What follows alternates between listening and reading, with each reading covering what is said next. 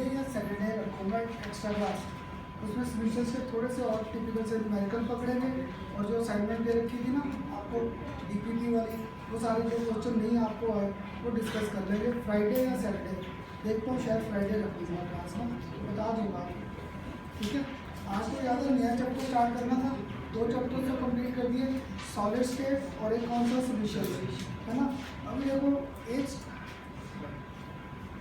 एक जैसे अभी एक आज लेकर आए थे पेपर, ये सेक्टर 19 वालों का जो हुआ, तो जैसे जैसे आपको न्यूमेरिकल्स कराए थे ना, याद है सॉलिड स्टेट जो निकल का कराता था, कहता था निकल आ जाएगा या फेरस का 0.98 के बेस पे वो आ रखा है। एक और इनके जो आया पाई ऑस्मोटिक प्रेशर किया था, दूसरे पोटेशियम सल्फेट का वेंटा फैक्टर आई के बेस पे। शॉर्ट नोट सारे सिंपल आ रखे हैं, रॉयल्स लॉ, आइसोटोनिक सॉल्यूशन, ये सारे किए थे हम लोगों ने, सेम क्वेश्चन आ रखे हैं। इवन जिसने इलेक्ट्रोकेमिस्ट्री के 2-3 जो एक्स्ट्रा क्लासेस लगाई थी, उसमें शायद मैंने आपको ना इंट्रोडक्शन में वो आर और रो के रिलेशन क्लियर किए थे, रेजिस्टेंस और कंडक्टेंस, रेजिस्टिविटी और कंडक्टिविटी, एक न्यूमेरिकल उसी कॉन्सेप्ट पे आ रखा था। ये जो आपको पढ़ा रहा था ना उसी बेस पे ही रहते हैं।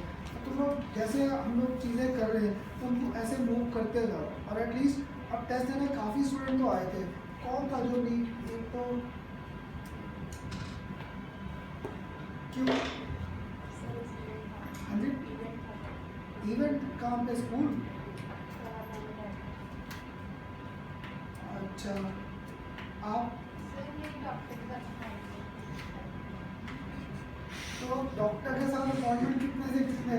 4 घंटे, 9 से लेकर 3, 6 घंटे। सर उससे पहले बायो फिजिक्स का टेस्ट किया था ना, तो अब वो जरूरी है, वो ना तुम्हें बड़े अच्छे टीचर मिले हैं जो कहते हैं बायो भी इम्पोर्टेंट है, फिजिक्स इम्पोर्टेंट है, मैथ्स इम्पोर्टेंट है, केमिस्ट्री तो बेकार है, टाइम देना चाहिए केमिस्ट्री, क्यों ऐसा लगता है?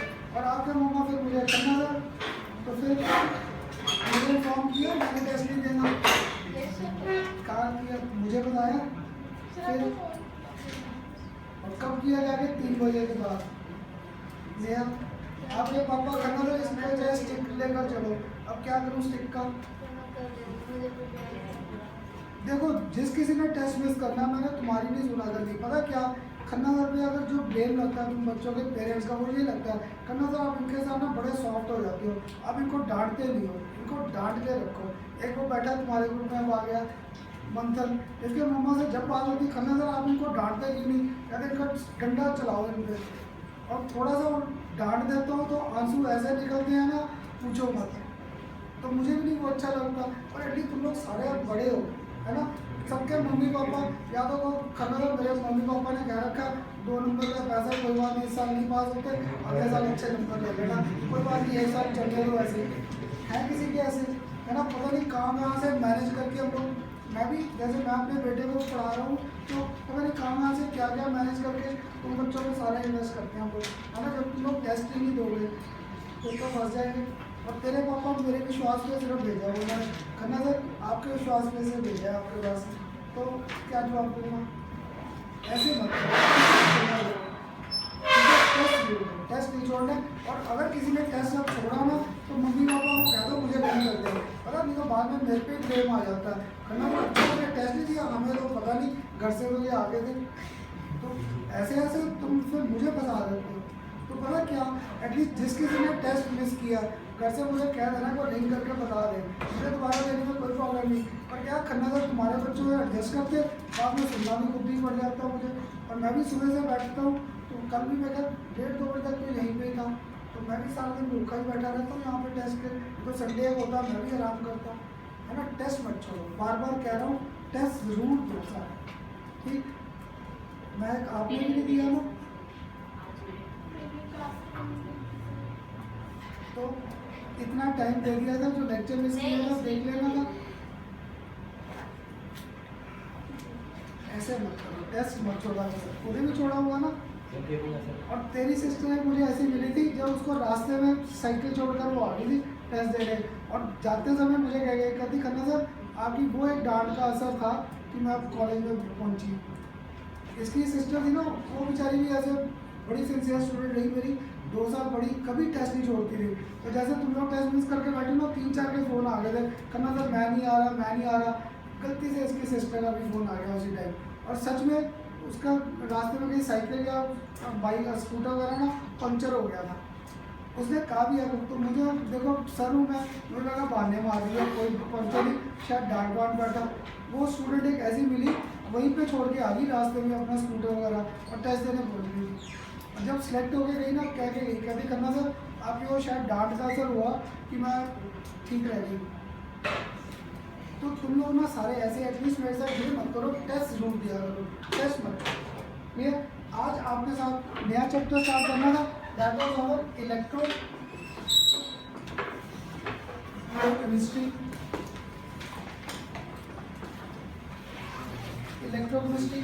इस चैप्टर को ना हम लोगों ने 3 हिस्सों में डिवाइड कर रखा है।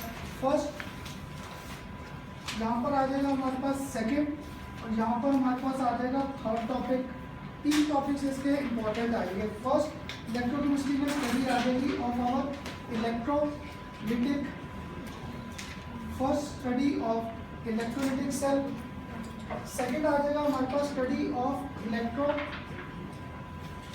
Electrochemical, study of electrochemical cell. Clear? Third आ जाएंगे हमारे पास what are the different types,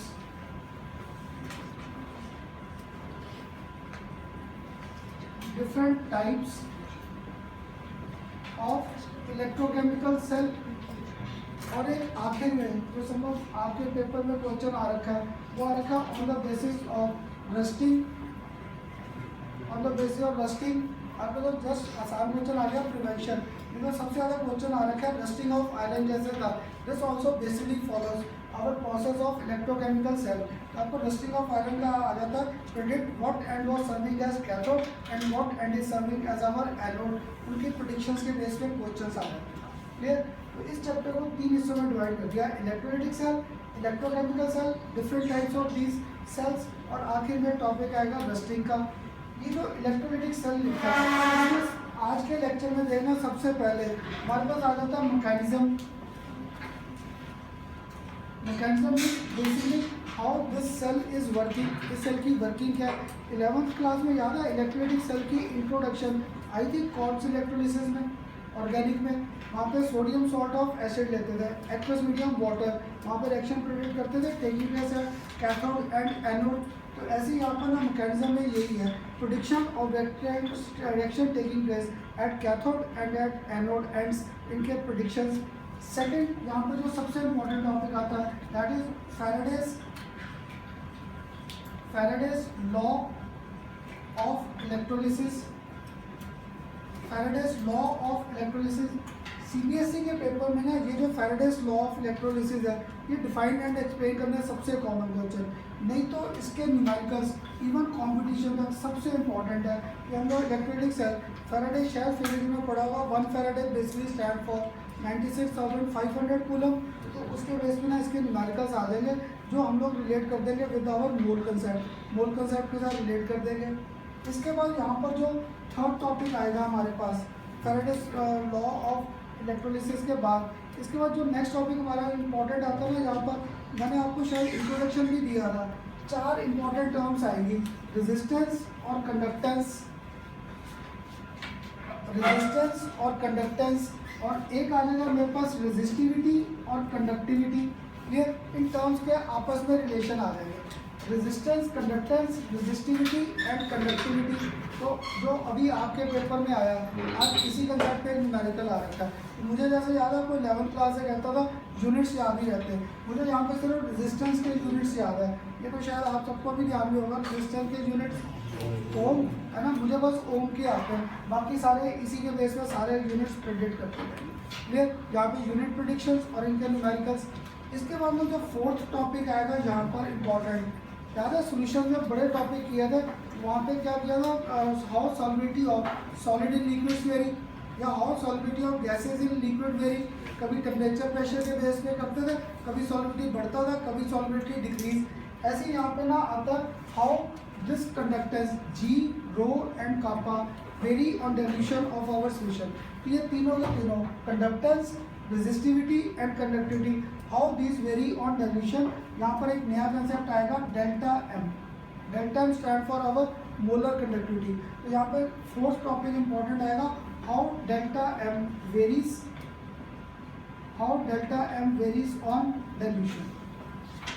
जब सॉल्यूशन को डाइल्यूट करेंगे तो how this delta M will very.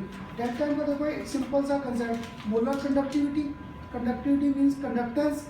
अब तुम लोग बताओगे NaCl करता है इलेक्ट्रिसिटी कंडक्ट, है ना, या तो मोल्टन बोले या क्या बोले NaCl एक्वस।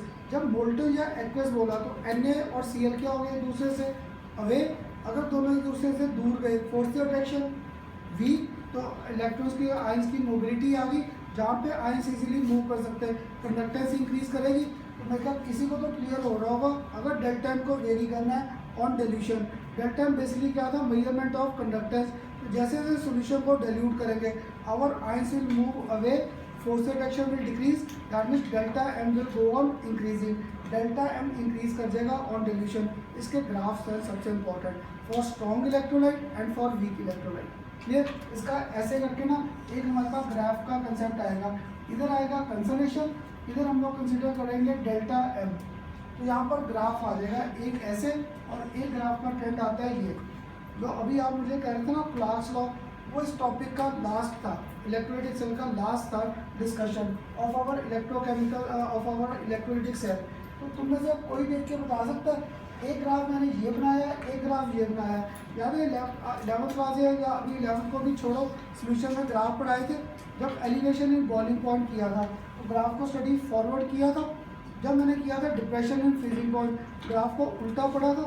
अब थोड़ा सा हिंट दोगे, डेल्टा एम को वेरी कर रहा था ऑन डाइल्यूशन, इस ग्राफ को आगे पढ़ना है या रिवर्स, आगे डाइल्यूशन कर रहा हूँ, अगर डाइल्यूट कर रहा हूँ तो दैट मीन कंसंट्रेशन बढ़ नहीं रही, कंसंट्रेशन तो क्या हो रही है डिक्रीज। इस ग्राफ को भी उल्टा पढ़ना है, रिवर्स डायरेक्शन में। तो जब इस ग्राफ को रिवर्स डायरेक्शन में पढ़ा तो देखो कंडक्टेंस बढ़नी शुरू होगी ऑन डाइल्यूशन, यहाँ पर भी वैल्यू बढ़नी शुरू होगी। तो फिजिक्स में पक्का किया होगा 10th-11th में, यंग्स मॉडुलस वाई करते थे स्ट्रेस बाय स्ट्रेन, जब वो स्ट्रेस बाय स्ट्रेन तो maximum stress and strain which our spring can bear. तो हम लोग ये तो नहीं करते थे स्प्रिंग तोड़कर देखते थे कि कितना लोड वो लेता है, ग्राफ ड्रॉ करते थे, ग्राफ ड्रॉ करके ज़्यादा उसको एक्स्ट्रापोलेट करते थे मिनिमम और मैक्सिमम वैल्यू फाइंड करने के लिए। तो इस ग्राफ को अगर मैंने एक्स्ट्रापोलेट किया तो डेल्टा वैल्यू आ गई फॉर वीकेस्ट कंसंट्रेशन या फॉर वेरी डाइल्यूट सॉल्यूशन। पर इस ग्राफ को देखा, ये ग्राफ एक स्टूडेंट को पता करना सर ऐसे अटैच कर दो, कर सकता था। एक्स्ट्रापोलेट का मीनिंग क्या होता है, ग्राफ का ट्रेंड फॉलो करते थे। अगर ट्रेंड फॉलो किया, ये ग्राफ तो पैरेलल नहीं चला गया एक्सिस के, here we make use of that law, Clark's law. Clear, तो इस चैप्टर का लास्ट इलेक्ट्रोलाइटिक सेल का लास्ट जो है that is our Clark's law. तो ये तो ना अब मुझे भी धीरे धीरे लिखना आया, स्पेलिंग वगैरह क्लार्क्स लॉ पेपर में खुद ही लिखा आएगा। तो जब इसका न्यूमेरिकल आना है, डिफाइन आना है, बस आपको तो ये लॉ आना चाहिए, KOHLRAUSCHS, क्लार्क्स लॉ। क्लियर, इसके बेस पे ना इवन कंपटीशन में तुम्हारे पता नहीं कितने न्यूमेरिकल्स आ रखे हैं जहाँ पे भी make use of concept. 11th में किया था हैज़ लॉ, याद है हैज़ लॉ कहता था रिएक्शन एक स्टेप में करे या सीरीज ऑफ स्टेप में करे, वैल्यू शुड बी सेम। उसी कंसेप्ट को ना क्लास लॉ में यूज लेकर आएंगे। क्लियर, जैसे वो मुझे NaOH का निकालना था, तो NaOH के लिए मुझे NaCl और HCl की वैल्यू गिवन है, साथ में वाटर दे दूँ तो NaOH आ जाएगा, बाकी सारे कॉमन आयंस निकलते जाएंगे। तो यहाँ पे भी हम लोग ना उसी हैज़ लॉ के बेस पे न्यूमेरिकल्स को सॉल्व करेंगे।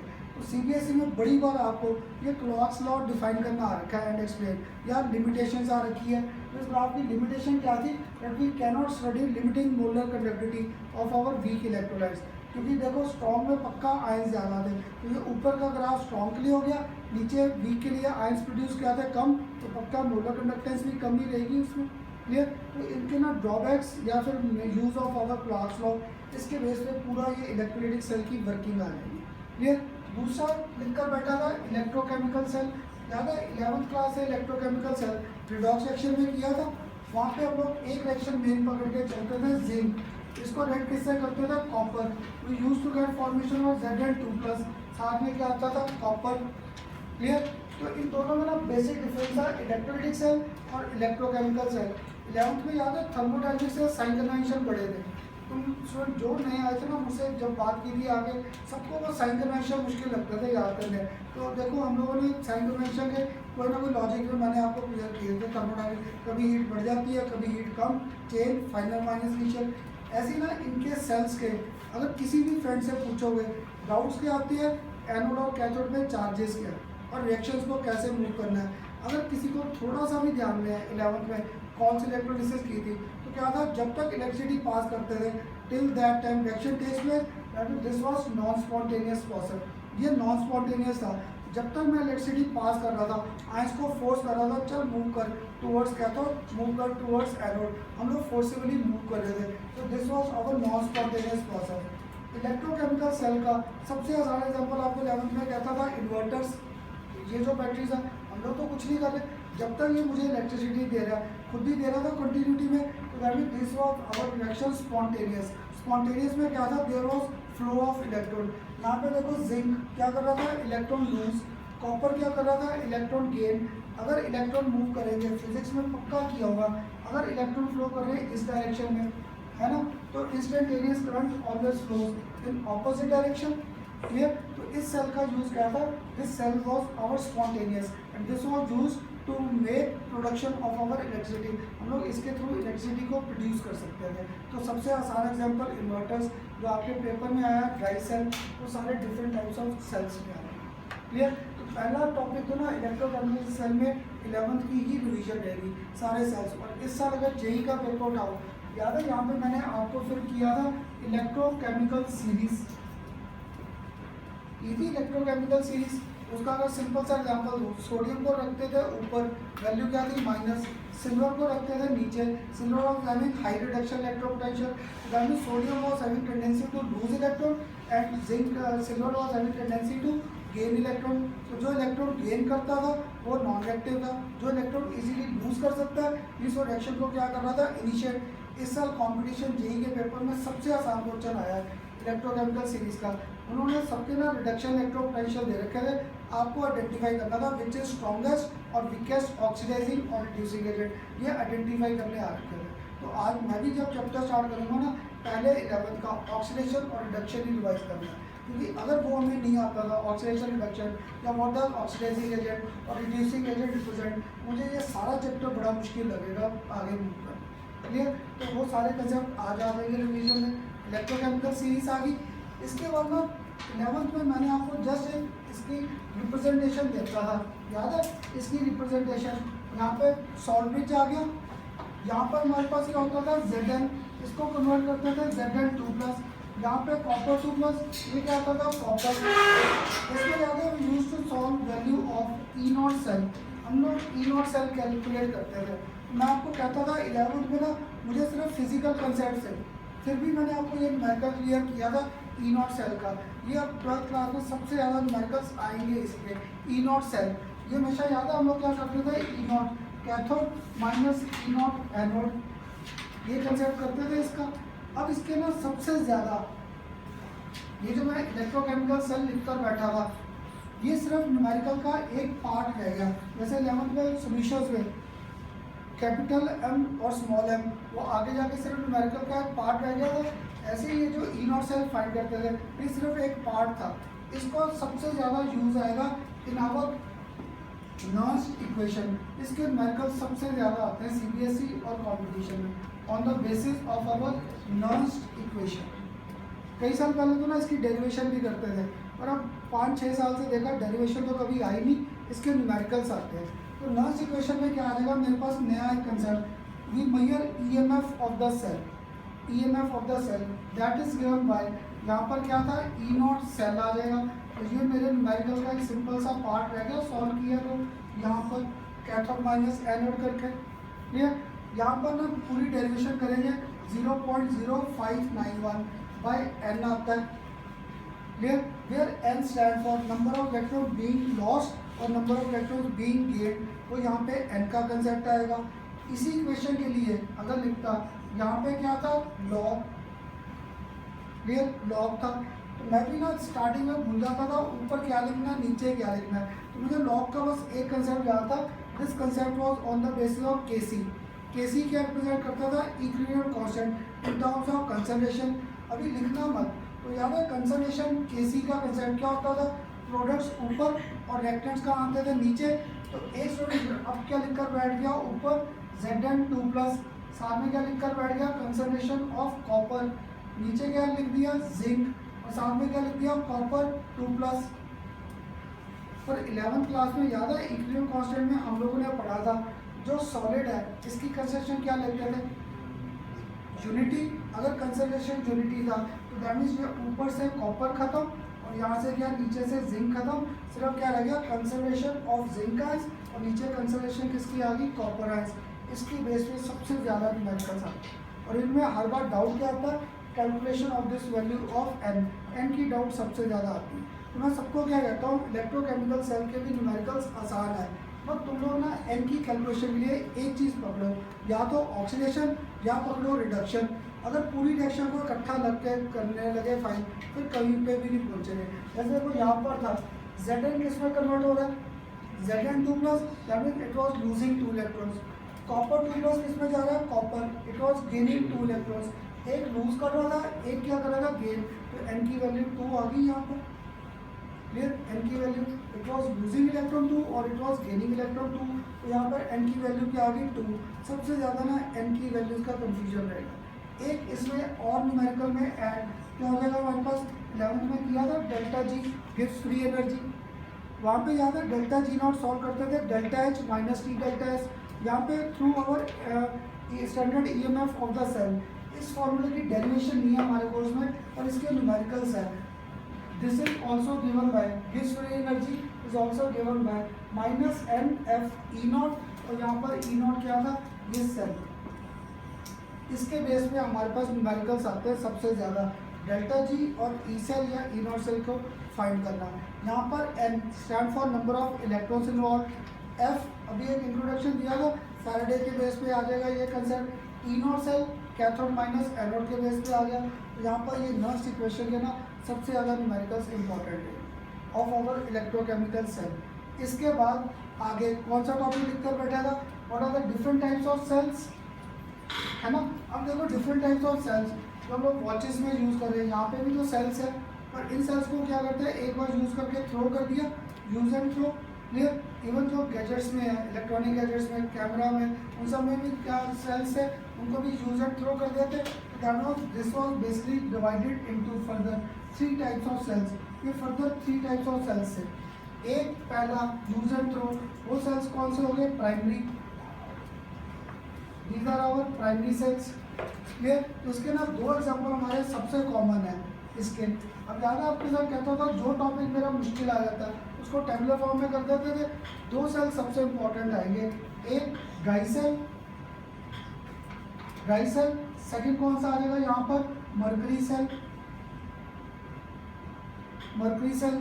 क्लियर, ड्राई सेल तो आगे सारे जो गैजेट्स में यूज़ करते हैं, ज़्यादा जो गैजेट्स में यूज़ करते हैं उनका सबसे बड़ा ड्रॉबैक है ना, इनमें लीकेज प्रॉब्लम आ जाती है। जैसे मैं आपको हर बार कहता हूँ जब भी ये तुम्हारा ना नया सीजन स्टार्ट होता है तो यहाँ पड़ा होता है और मेरे से इतना आलसी कि इसके सेल निकाल के रखता ही नहीं। जब सीज़न नहीं चल रहा होता फिर भी सेल बीच में ही है, तो पक्का नेक्स्ट टाइम क्या होता है या तो ये रिमोट चेंज होता है या इसके सेल बीच में लीक करके तो सेल चेंज करने पड़ते हैं। तो इनका सबसे बड़ा प्रॉब्लम क्या था लीकेज। तो इन सेल्स को हम लोग यूज़ नहीं कर सकते कहाँ पे, फॉर हेयरिंग एड्स। क्योंकि अगर ये हेयरिंग एड्स के लिए मैंने लगा दिए लीकेज आ गई है तो मेरे एयर ड्रम को खराब कर देंगे, या पेस मेकर्स में, पेस मेकर जो बॉडी में थे अगर ये डाल दिया ड्राई सेल उनका तो लीकेज एसिड था बॉडी में, तो मेरे सारे वो वेसल्स वगैरह को या जो हमारे आर्टरीज वेन्स हैं उन सबको डिजॉल्व कर देंगे, खराब डैमेज कर देंगे। तो for mercury cells these are used in our hearing aids for our medical purpose, वहाँ पे हम लोग मर्करी सेल्स को ले जाते हैं। इसके ना सबसे ज़्यादा क्वेश्चन पेपर में वैल्यू बेस आया क्योंकि वर्ड क्या इन्वॉल्व था मर्करी। तो अगर मैंने इस सेल को यूज एंड थ्रो कर दिया, यूज एंड थ्रो कर दिया तो क्या होगा मर्करी बाहर गिरा दिया तो बस animals can intake these cells. अगर वो सेल्स को इनटेक कर गए मर्करी ने और कुछ करना या नहीं, पॉइजन, पॉइजन बेसिक वर्ड गलत था, सफोकेशन कर देगा तो इवन एनिमल्स कैन डाई। और क्या हमारे पास हेल्थ हैजर्ड्स हो गए। क्लियर, तो बेस्ट क्या था इस सेल्स को कभी भी थ्रो नहीं करना चाहिए, we should return back to the chemist जिससे सेल लिए। और हमारे इंडिया में हाल पूरा देखो बाहर तो क्या जब तक ये सेल रिटर्न नहीं करेंगे मुझे कोई और सेल मिलेगा ही नहीं इसका। क्लियर, तो ये वैल्यू बेस्ड क्वेश्चन आ जाते हैं। इसके बाद नेक्स्ट कौन सा आ गया सेकेंडरी सेल्स। ये सबसे ज़्यादा आपके पेपर में क्वेश्चन आए हैं सेकेंडरी सेल्स। क्लियर, एक तो सबसे कॉमन यही आ गया सेकेंडरी इन्वर्टर्स की batteries. Clear, lead storage battery. ये लेड स्टोरेज बैटरी तो ना पता नहीं पेपर्स में लेड स्टोरेज बैटरीज। ये तो आपके पेपर में कितनी बार क्वेश्चन आ रखे हैं इसके, क्लियर। पर लास्ट ईयर लेड स्टोरेज पे नहीं आया, इसमें ना एक और सेल मैं हर बार कराता हूँ, that is our nickel cadmium battery. Nickel cadmium battery इसके साथ जो सेकंड, इधर नहीं लिखा इधर लिख दिया, निकल कैडमियम बैटरी। आजकल देखा जो नई बैटरीज आई हैं जीरो मेंटेनेंस मीन इस लेड स्टोरेज बैटरी में हर बार होता गया, हम लोग ध्यान नहीं दिया तो धीरे धीरे क्या ड्राई अप हो जाती है, जो वाटर का लेवल होता है वो डाउन चला जाता है, तो सेल सारा ओपन हो गया, तो इसलिए सारी डैमेज हो जाती है बैटरीज वगैरह, क्लियर। पर आजकल जो आ गई है हमारे पास ड्राई जीरो मेंटेनेंस, उनमें क्या हम लोगों ने निकल और कैडमियम कॉम्बिनेशन ले लिया, वहाँ पे वाटर का कोई रोल ही नहीं है, क्लियर। तो ये एक तरह से ड्राई बैटरीज के बेस पे यूज आ गया, क्लियर। इनका था क्या, इनको हम लोग we can get them recharge at least once, इनको एक आध बार तो रिचार्ज करके कर सकते थे। ये तुम्हारे पेपर में बड़ी बार रिएक्शंस आई है, predict reaction taking place at cathode and anode. और लास्ट में जाकर जो है ये हमारे पास एक ही सेल रह गया, this was our fuel cells. और ये हमारे कोर्स में एक ही है, hydrogen oxygen fuel cell, hydrogen oxygen fuel cell.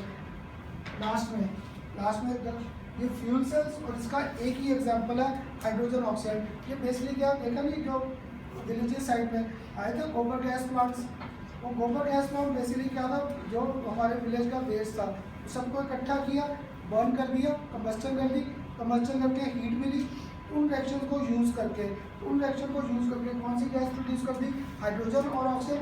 तो this we can produce our electricity. पर इनको क्या करना पड़ा, डिस्कार्ड करना पड़ा। क्यों, देखिए विलेजेस में सबसे बड़ी प्रॉब्लम जब भी इलेक्ट्रॉनिक गैजेट्स लगाओ, ट्रांसफार्मर जरूरी है, क्योंकि कहीं भी वहाँ पे फ्लक्चुएशन इन वोल्टेजेस वास्ट वो इन गैसेस के कारण थी। जैसे देखो विंटर डेज के थे, अगर जस्ट लेमैन लैंग्वेज में भी बात करता है, विंटर्स में रात को टेम्परेचर क्या आ गया डाउन, तो हाइड्रोजन गैस के मॉलिक्यूल्स के आ जाएंगे पास, उनमें फोर्स रिडक्शन के हो जाएंगे स्ट्रॉन्ग, फोर्स रिडक्शन स्ट्रॉन्ग तो मूवमेंट स्लो, अपने आप मूवमेंट स्लो तो production of electricity will decrease.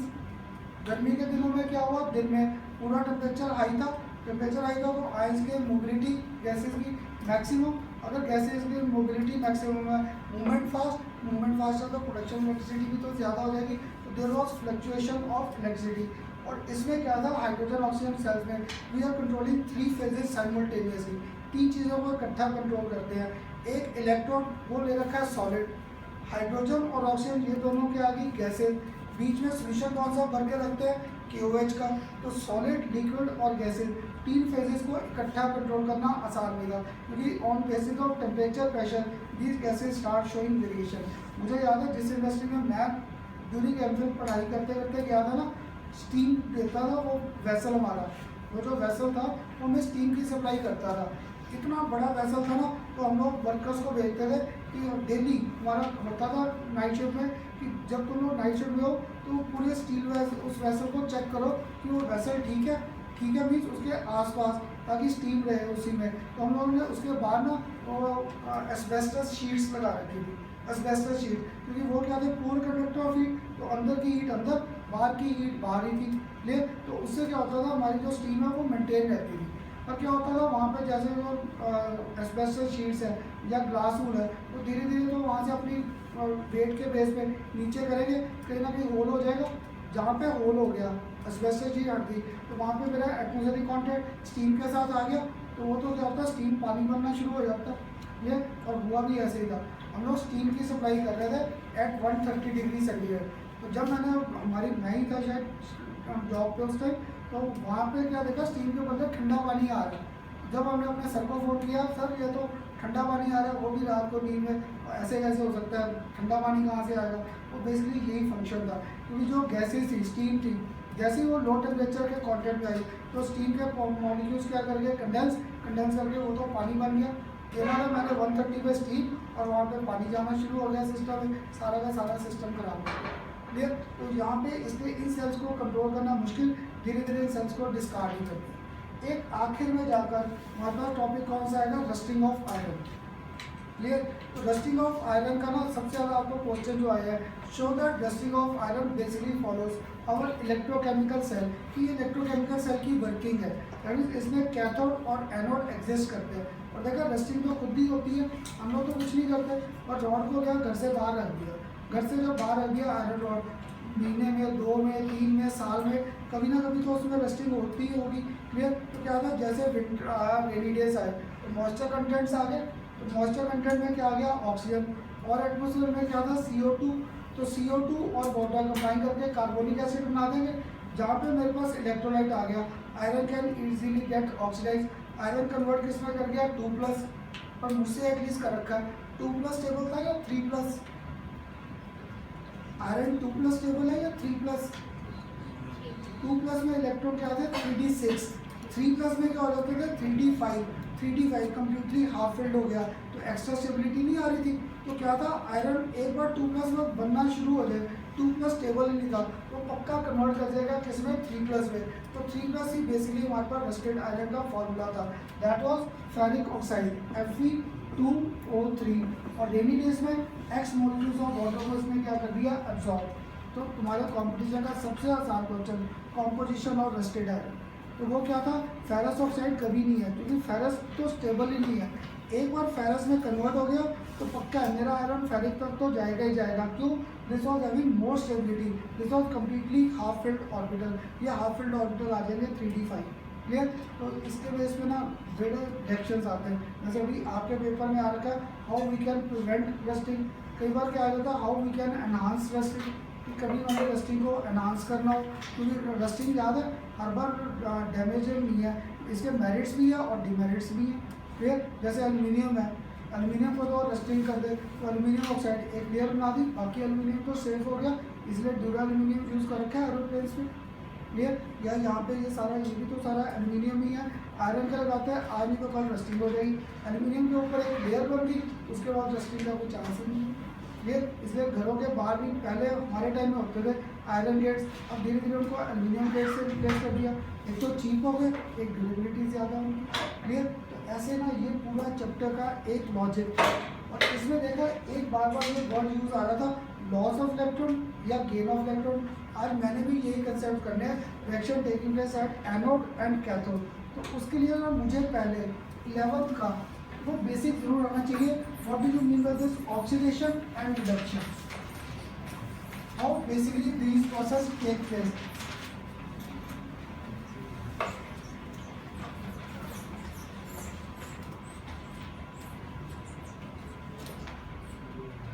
देखो इनमें ना जो ऑक्सीडेशन और रिडक्शन का 11th क्लास में भी, तो मैंने आपके साथ 3-4 एग्जांपल लिख दिए।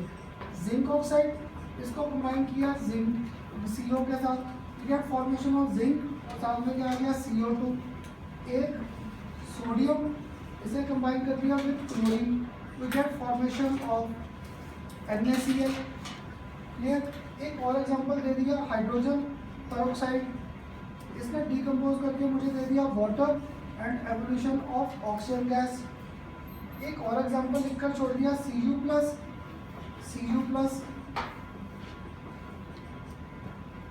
क्लियर?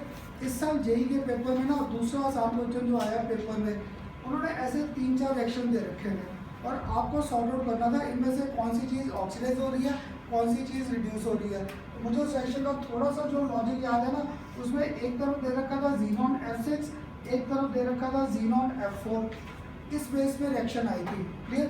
जब ये Xenon F6 है, बताओगे Xenon की यहाँ पे ऑक्सीडेशन स्टेट +6 आ जाएगी, क्योंकि फ्लोरीन क्या था -1, ये -6 है, तो न्यूट्रल करने के लिए पक्का +6। यहाँ पे Xenon क्या घूम रहा है, +4। क्लियर? ये इस बार के जेई के पेपर में आ रखा है क्वेश्चन कि predict which reaction shows oxidation as well as reduction taking place. सिर्फ एक रिएक्शन में था यहाँ पे चेंज था, बाकी किसी में था ही नहीं चेंज। क्लियर? मुझे उसका एक लॉजिक याद है, Xenon F6 और Xenon F4 का कंसेप्ट दे रखा था। तो देखो पहली डेफिनेशन तो बड़ी आसान है, ऑक्सीडेशन रिडक्शन छोटी क्लास में करते थे। गेन ऑफ ऑक्सीजन है तो ऑक्सीडेशन था, लॉस ऑफ ऑक्सीजन था तो क्या था, रिडक्शन। तो यहाँ पर तो जो CO है, CO किस में कन्वर्ट हो गया, O2, तो गेन ऑफ ऑक्सीजन, ऑक्सीडेशन आ गया। यहाँ पर जिंक ऑक्साइड किस में कन्वर्ट हुआ, जिंक, ये क्या आ गया, रिडक्शन, है ना। अगर मैं भी 10th के बेस में चलता जाता, ये नेक्स्ट एग्जाम्पल में फंस गया, यहाँ पे तो दूर दूर तक हाइड्रोजन ऑक्सीजन का नाम ही नहीं है। थर्ड में H2O2, हाइड्रोजन ऑक्सीजन दोनों तरफ ही घूम रहा है, गेन भी हो रहा है, लॉस भी हो रहा है, तो ऑक्सीडेशन रिडक्शन प्रिडिक्ट करना मुश्किल। इसलिए 11th क्लास से ज़्यादा आपको बेसिक करता था कि ऑक्सीजन और हाइड्रोजन तो आप भूल जाओ, हर बार देखो what was the change in their oxidation rate, कि ऑक्सीडेशन रेट की चेंज पकड़ो कि किस में इंक्रीज कर रहा है किस में डिक्रीज। याद है रिडॉक्स सेक्शन में यही लॉजिक पकड़ते थे। तब क्या होता था, 4 डेफिनेशन आती थी oxidation, 4 definition reduction, 4 oxidising agent और 4 रिड्यूसिंग, 12 डेफिनेशन टोटल थी। और वो चैप्टर हम लोग पकड़ते थे आखिर में, तो आधे से तो तुम लोग करना था, ये कौन याद करेगा। तो आपको ना टिप देता था, यहाँ पर लिखते थे ऑक्सीडेशन, यहाँ पर लिखता था रिडक्शन। तो आपको कहता था, मुझे भी डेफिनेशन कुछ नहीं याद रहता, मुझे बस ये ध्यान रहता है ऑक्सीडेशन में ओ इधर है, अगर ओ इधर है तो here there was gain of, यहाँ पर क्या था गेन ऑफ ऑक्सीजन, इसमें ऑक्सीजन का क्या आ गया गेन, तो इससे मेरे पास क्या आ गया लॉस ऑफ, क्या आ गया ऑक्सीजन। तो इसमें आपको नेक्स्ट टिप क्या देता था, मुझे बस एक ही चीज़ याद है, सिर्फ ऑक्सीजन का गेन था, बाकी सारी चीज़ें क्या थी लॉस में। अगर लॉस था तो सेकंड यहाँ पे पक्का है, क्या आ जाएगा लॉस ऑफ हाइड्रोजन। नेक्स्ट क्या आ जाएगा यहाँ पर लॉस ऑफ इलेक्ट्रॉन। ये अगर लॉस ऑफ इलेक्ट्रॉन करें, सोडियम कन्वर्ट किसमें करता है Na+, साथ में क्या था 1 इलेक्ट्रॉन। ये सोडियम की स्कूल की कॉन्फ़िगरेशन अभी लिख दो 2 8 और 1, इसकी क्या आ जाती थी 2 8। सोडियम तो खुद ही चाहता है मेरे से 1 इलेक्ट्रॉन ले जाओ so that I should get stabilise, पर देखा मुझे ये लास्ट टाइम बोलता था इंक्रीज होगा ऑक्सीडेशन रेट या डिक्रीज। अब ये एग्जाम्पल से भी क्लियर हो गया, सोडियम क्या था 0, यहाँ पे सोडियम क्या चला गया +1, 0 से प्लस इंक्रीज कर रहा था, तो that means in this case there was always increase in oxidation rate. इस बार ये आया आपके जेई में क्वेश्चन, इस बेस पे क्वेश्चन आ रखा है सबसे सिंपल, और 2 क्वेश्चन आ गए देखो, एक ये आ गया और दूसरा आ गया आपको identify which of the acting है स्ट्रॉन्गेस्ट और वीकेस्ट ऑक्सीडाइजिंग एजेंट्स। क्लियर, अगर ये डेफिनेशन याद होगी तो इधर बाकी सारी चीज़ें क्या आ जाएगी, गेन ऑफ हाइड्रोजन, यहाँ पर क्या आ गया गेन ऑफ इलेक्ट्रॉन। क्लियर, तो क्लोरीन की स्पूल की कॉन्फ़िगरेशन 287, इसने क्या किया 1 इलेक्ट्रॉन को गेन, क्या बन गया Cl नेगेटिव, तो यहाँ पर Cl क्या था 0 और ये Cl क्या था नेगेटिव, डिक्रीज कर दी oxidation rate, that means this side there is always decrease in लिख दूँ ऑक्सीडेशन रेट को चाहे OS, that there is always decrease in oxidation rate. तो देखो ये 4 डेफिनेशन तो याद होगी मुझे, बस एक लॉजिक याद था। लॉजिक क्या याद था कि O इधर है, तो इधर गेन ऑफ ऑक्सीजन, बाकी सारी चीज़ें क्या थी लॉस में, इधर उल्टा हो गया लॉस ऑफ ऑक्सीजन और बाकी सारी चीज़ें क्या आ गई गेन में।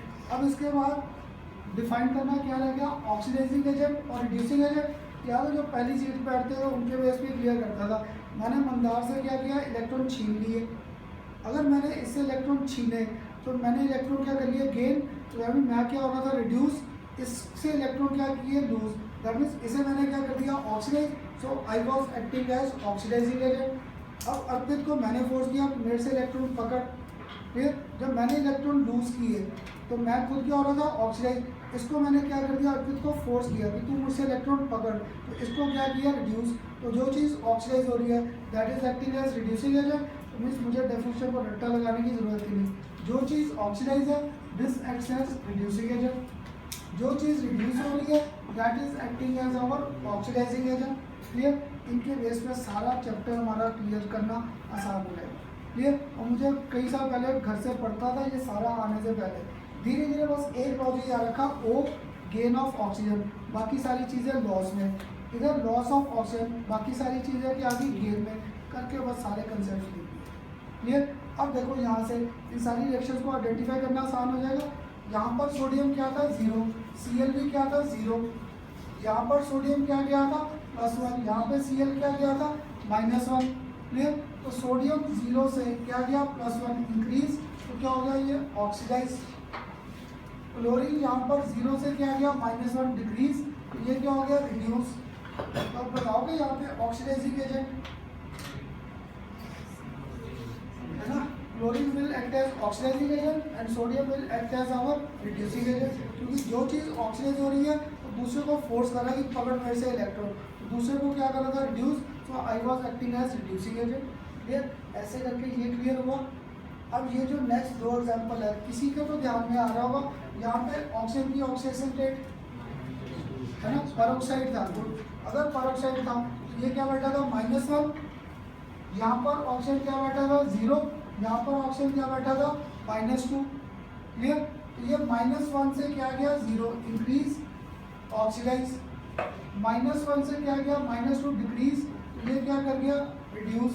तो एक ही रिएजेंट क्या हो रहा था, ऑक्सीडाइज भी हो रहा है और रिड्यूस भी। ऐसे रिएजेंट्स को एक पर्टिकुलर नाम दिया था रिएक्शंस को, डिस्प्रोपोर्शनेशन रिएक्शन। हमारे 12th क्लास में ना 3 टॉपिक्स है जहाँ पे ये डिस्प्रोपोर्शनेशन रिएक्शन आएगी, ऑर्गेनिक में, और 2 रिएक्शंस आएंगी जाकर, एक पॉलीमर्स में और एक आएगी हमारी पी ब्लॉक में रिएक्शन, जो इस बार जेई के पेपर में भी आई है। क्लियर? जेई के पेपर में इस बार रिएक्शन क्या रखी है, क्लोरीन का with hot and concentrated NaOH, कि हॉट और कंसनट्रेटेड NaOH है तो Cl2 क्या क्या प्रोडक्ट्स देगा।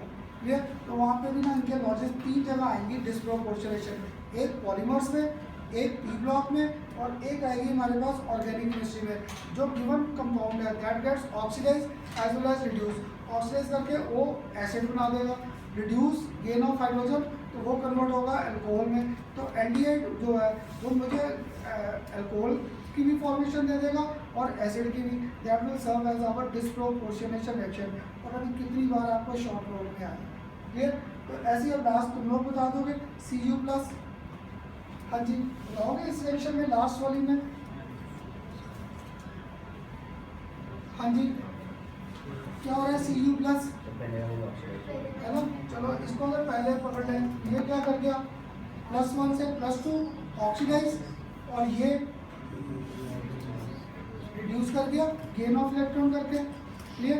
तो ये रिएक्शन बड़ी बार एग्जांपल में आएगी, ये तुम्हारे कंपटीशन में ना बड़ा बार क्वेश्चन आ रखा है। कैसे? यहाँ से ना Cu को कन्वर्ट किस में करेंगे हम लोग, Cu2+, बीच में क्या घूमेगा Cu+, है ना। पता नहीं कितनी बार कंपटीशन में इसके क्वेश्चन आ रखे हैं। यहाँ पर देखो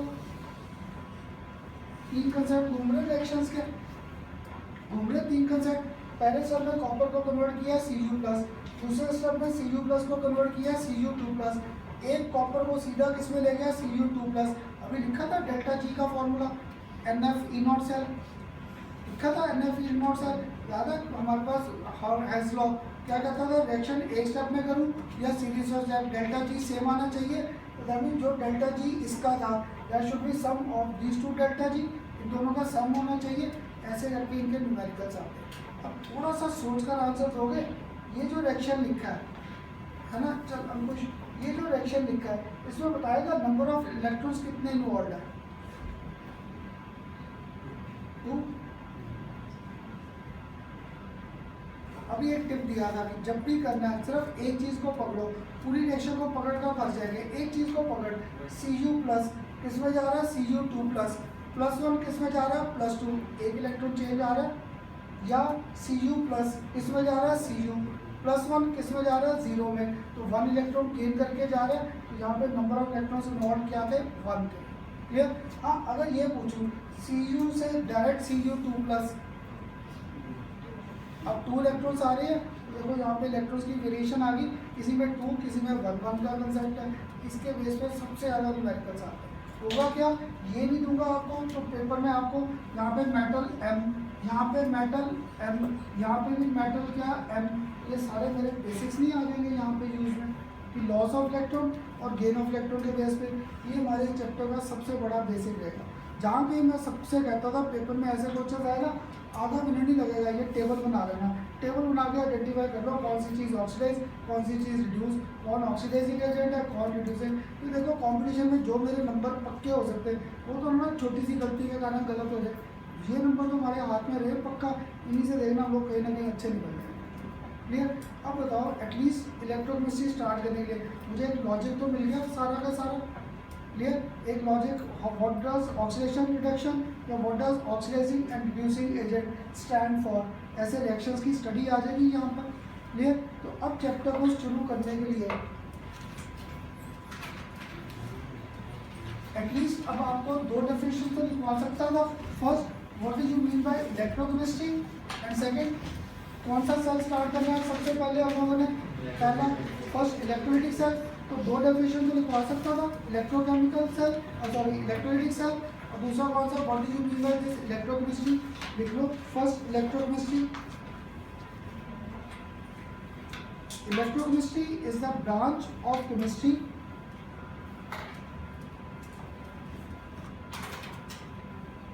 Electrochemistry is the branch of chemistry which deals with relationship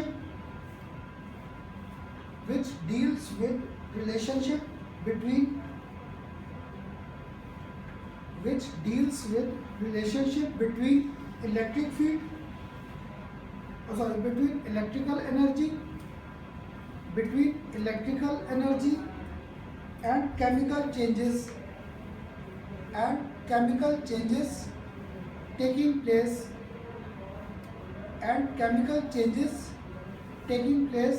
in redox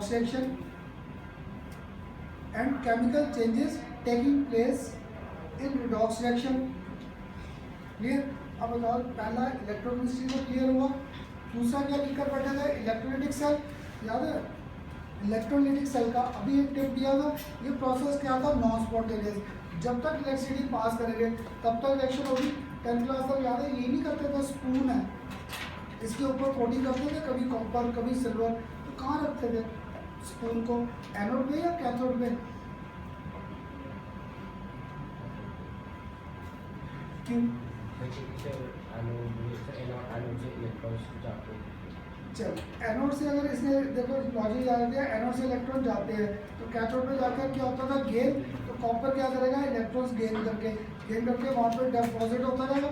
जितनी देर तक इलेक्ट्रिसिटी पास करूँगा उतना ज़्यादा कॉपर या सिल्वर की कोटिंग आ गई, जितनी थिकनेस है उसी के बेस पे रेट आ जाते थे इनके फिर मार्केट में, क्लियर। तो वहाँ पे डिपोजिशन के बेस पे यही था। तो क्या था, कब तक डिपोजिशन हो रही थी, जब तक मैं इलेक्ट्रिसिटी पास कर रहा था। तो इसलिए एक चीज़ ध्यान रखना, electrolytic cell was non-spontaneous process. This occurs only up to the time when we pass electricity through our given system. जैसे electrolytic cell define करना आसान हो गया, लिख लो what did you mean by this electrolytic cell? Electrolysis is defined as process of decomposition of an electrolyte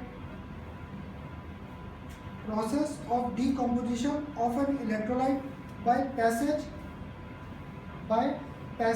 of electricity through its aqueous solution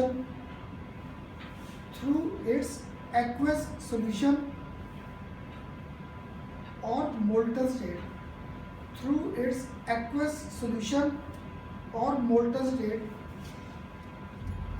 clear। So device used for this, clear, and the device used for this process is known as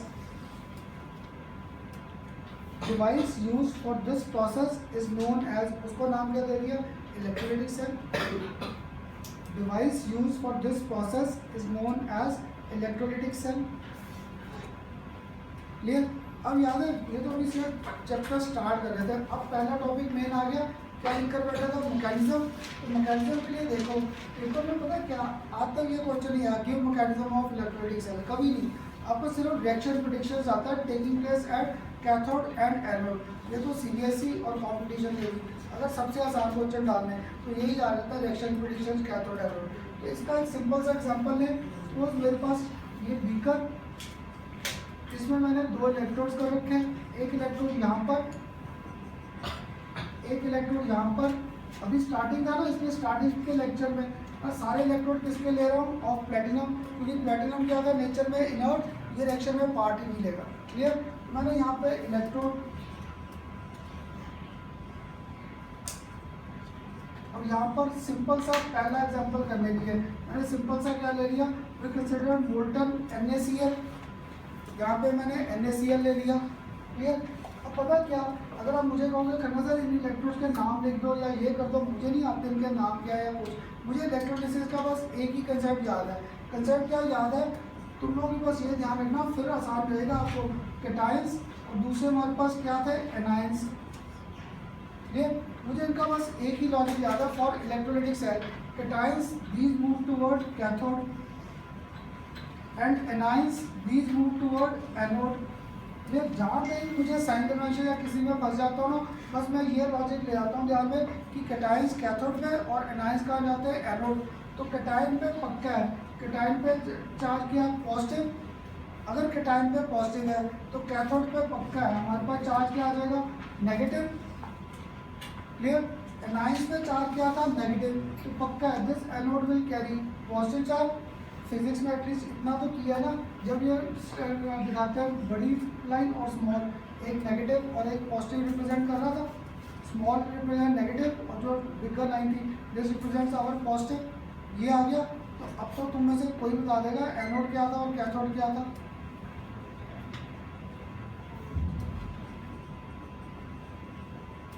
आ गया ये cathode और ये हमारे पास क्या आ गया, anode आ गया मेरे पास। इसलिए जो अभी आपने मुझे कहा था संभव कि यहाँ पे कैथोड में कैटायन गए थे ना, जाके इन्होंने क्या किया, इलेक्ट्रॉन को गेन कर लिया, गेन करके डिपॉजिट होने शुरू हो जाएंगे। क्लियर। अब बताओ ये कैटायंस और कैथोड का एटलीस्ट कंसेप्ट क्लियर हुआ। हाँ जी क्लियर।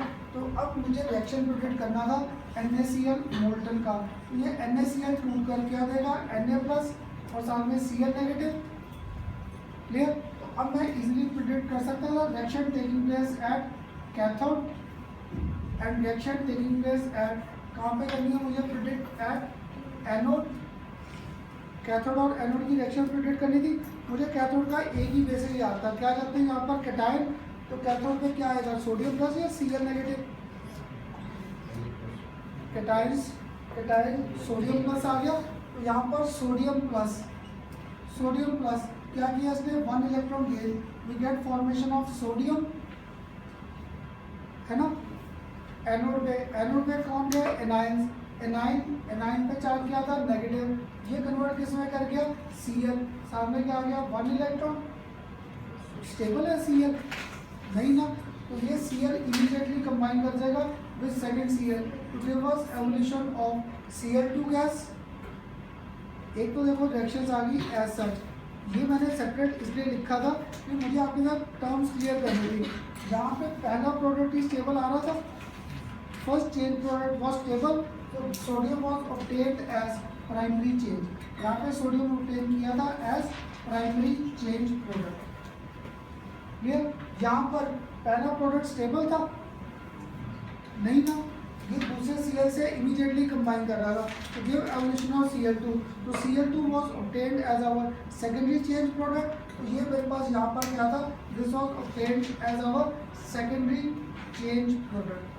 पेपर में सबसे कॉमन क्वेश्चन ये आता है पेपर में, predict changes taking place at our anode and cathode, ये या evolution of gases takes place at what time. ये आपको सबसे आसान क्वेश्चन पहला था। क्लियर। कैथोड और एनोड पे रिएक्शन प्रिडिक्ट करो। तो अब यहाँ पर क्या होगा, जो सोडियम प्लस था वो लगा मूव करने इस डायरेक्शन में, और Cl नेगेटिव लगा मूव करने अराउंड दिस डायरेक्शन। अपने आप रिएक्शंस आ गई एनोड और कैथोड की। इसलिए ना देखा हर चैप्टर में कोई ना कोई टिप देता हूँ न्यूमेरिकल्स का। सॉलिड स्टेट में कहता था यूनिट सेल ड्रॉ करते जाओ, सोल्यूशन में कहता था ब्रेकअप करते जाओ। जैसे अभी ना मुझे लगा था मैंने आपको बड़े ब्रेकअप के कंसेप्ट क्लियर किए, पर कल जब टेस्ट देखे है ना, जब 2-3 स्टूडेंट आ रहे थे खन्ना साहब हम लोग ब्रेकअप भूल गए, जबकि मैंने बड़े लॉजिक दिया था। कंसर्वेशन का सिंपल ब्रेकअप क्या था, नंबर ऑफ मोल्स प्रेजेंट पर लीटर, नंबर ऑफ मोल्स क्या था, गिवन मास और मॉलिक्यूलर मास। ऐसे ना तुम लोग मेरे न्यूमेरिकल्स के टिप ध्यान में रखो, फिर आसान लगेंगे। इसके न्यूमेरिकल भी आसान है, इलेक्ट्रोलाइटिक सेल न्यूमेरिकल करना बाद में। पहले जो इलेक्ट्रोलाइट दिया है इसे ब्रेकअप कर दो, ये आयंस कौन से दे रहा है, अपने आप मुझे आगे टिप मिल जाएंगे रिएक्शंस को मूव कैसे करना। ये पहला एग्जांपल तो सबसे आसान ले लिया, मोल्टन NaCl। ये डायग्राम आज तक किसी पेपर में नहीं आया। क्लियर। ये तो बस बनाया था कि आपका कंसेप्ट क्लियर हो जाए कि मेरे पास एनोड और कैथोड कैसे है। जहाँ कहीं साइन कन्वेंशन भूल जाओ, simple anions move toward anode, cations move toward cathode. तो एनायंस तो वो नेगेटिव चार्ज पॉजिटिव की तरफ जा रहा है, कैथोड कैटायंस पॉजिटिव से जा रहे हैं नेगेटिव। तो मुझे इलेक्ट्रॉन के कभी साइन कन्वेंशन भूलेंगे पॉजिटिव नेगेटिव। आज अभी ना 11th में भी याद है एटॉमिक स्ट्रक्चर नहीं करते थे स्टार्ट, वहाँ पे भी कैथोड एनोड के कंसेप्ट आते थे, कैथोड रेडिएशन एनोड। आज उनको भी यही लॉजिक दिया था कि इसके बेस पे कैथोड और एनोड को ध्यान में रखो, एक नेगेटिव चार्ज था, एक पॉजिटिव एंड के बेस पे थे। अब बताओ एटलीस्ट पहला एक सिंपल केस क्लियर हुआ। अब पता है क्या, बुक्स में आपको 7-8 एग्जाम्पल्स दे रखे हैं of reaction taking place cathode and anode.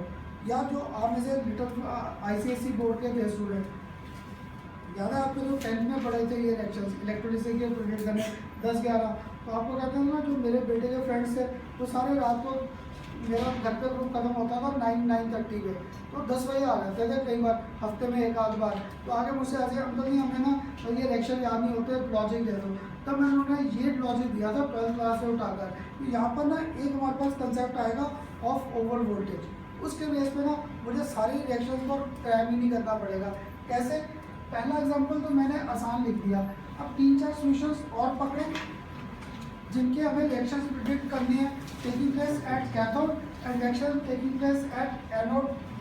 पकड़े सॉल्यूशन 3-4, मुझे ना एक बार बस बोर्ड पर ये 2 रिएक्शन पूरे लिखने देना, रीजन सारे पकड़ेंगे उनके।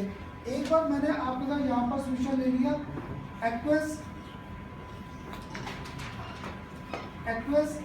NaCl, एक बार ले लिया सॉल्यूशन एक्वस NaCl, एक बार मैंने आपके साथ यहाँ पे सॉल्यूशन ले लिया एक्वस H2SO4।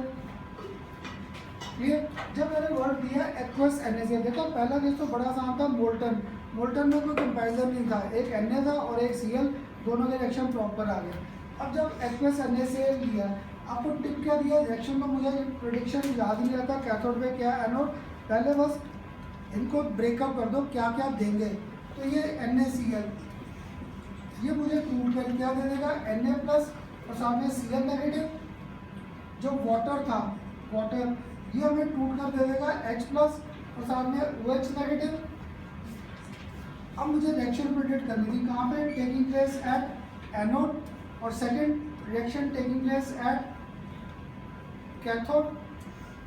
क्लियर, मुझे तो देखो पढ़ाते हो रट्टे लग रखे थे, तो मैंने कैथोड की तो सीधी रिएक्शन लिख दी आपको H प्लस, इसने क्या किया 1 इलेक्ट्रॉन को gain to get formation of H, stable था नहीं, तो ये H इमीडिएटली कंबाइन कर गया with second H to give us evolution of hydrogen gas, तो ये सेकेंडरी चेंज आ गया। अब सेकंड साइड मेरे पास क्या था Cl नेगेटिव, इसने कन्वर्ट Cl, साथ में क्या आ गया 1 इलेक्ट्रॉन। अब Cl भी स्टेबल नहीं था, ये Cl इमीडिएटली कंबाइन कर गया with another Cl to give us evolution of Cl2 gas. ये रिएक्शंस आ गई एट एनोड एंड कैथोड। दूसरी तरफ क्या लिखकर बैठा था एक्वस H2SO4, जब H2SO4 था इसका एक तो वाटर का ब्रेकेट मुझे ध्यान में है H प्लस और साथ में दे देगा OH नेगेटिव, ये क्या देगा H2SO4, हाँ जी एक H प्लस और साथ में कौन सी आयन सल्फेट ट्वाइस। अब फिर यहाँ पे भी रिएक्शन प्रिडिक्ट करना है कहाँ पे, एट एनोड और सेकंड एट कैथोड, है ना, ये रिएक्शन प्रिडिक्ट करने थे। तो यहाँ पे देखो H प्लस, अब तो लिख दूँ चाहे एक स्टेप में, अब तो H प्लस बड़ी बार क्लियर कर दिया, तो ट्वाइस H प्लस क्या करेगा 2 इलेक्ट्रॉन्स को gain, sorry twice H plus क्या करेगा 2 इलेक्ट्रॉन्स को gain and we get evolution of hydrogen gas.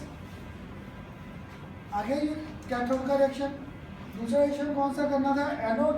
इस बार ना मैंने पहले आपको लॉजिकली रिएक्शन लिख दिया OH नेगेटिव, ये मुझे देगा OH प्लस 1 इलेक्ट्रॉन, है कोई OH प्रोडक्ट नहीं ना, तो ये जो OH था ये फर्दर डिकम्पोज कर जाएगा to give us formation of water plus evolution of oxygen gas. ये मैंने आपको लॉजिकली रिएक्शन लिख दी। ये किसी बुक में तो शायद ऐसे शायद दी हो, नहीं तो मोस्टली बुक्स में क्या कर रखा है 4 OH नेगेटिव, ये 4 OH नेगेटिव, कितने इलेक्ट्रॉन बाहर आ गए 4 इलेक्ट्रॉन बाहर आ गए, और साथ में प्रोडक्ट फॉर्मेशन मेरे पास क्या आ गया ट्वाइस वाटर और साथ में क्या आ गया एवोल्यूशन ऑफ ऑक्सीजन गैस। आ गई मेरे पास रिएक्शन सारी की सारी।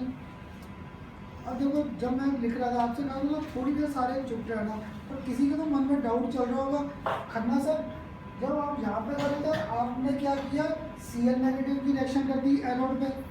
जब इधर गए तब आपने सल्फेट को छोड़ दिया, हाइड्रोक्साइड की रिएक्शन कर दी। यहाँ पर आपके पास Na+ भी था और H+ था, आपने रिएक्शन कर दी H+, सोडियम प्लस को ऐसा छोड़ दिया। ये कि अपनी मर्जी लगा रखी है। ये क्या था, चल फिर बता। अगर तेरी इलेक्ट्रोकेमिकल सीरीज के बेस पे चलूँ Cl और OH के बेस पे, फिर तो OH को इलेक्ट्रॉन डिस्चार्ज करने चाहिए थे, यहाँ पे तो Cl कर गया।